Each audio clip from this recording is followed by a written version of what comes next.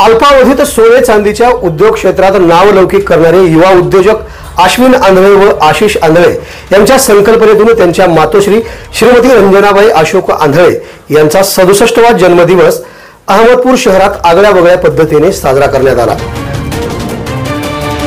अश्विन आंधळे व आशिष आंधळे यांनी आपल्या आईच्या वाढदिवसानिमित्त शहरातील साफसफाई करणाऱ्या महिलांना भेटवस्तू देऊन त्यांचा गौरव करण्याचे काम आपल्या आईच्या वाढदिवसाचे औचित्य साधून केले।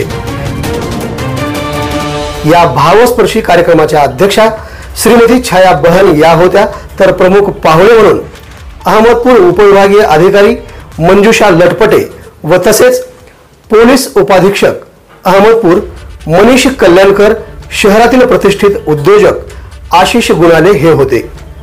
या कार्यक्रमाचे प्रास्ताविक अश्विन आंधळे यांनी केले, तर कार्यक्रमाचे सूत्रसंचालन गणेश हालसे सर यांनी केले।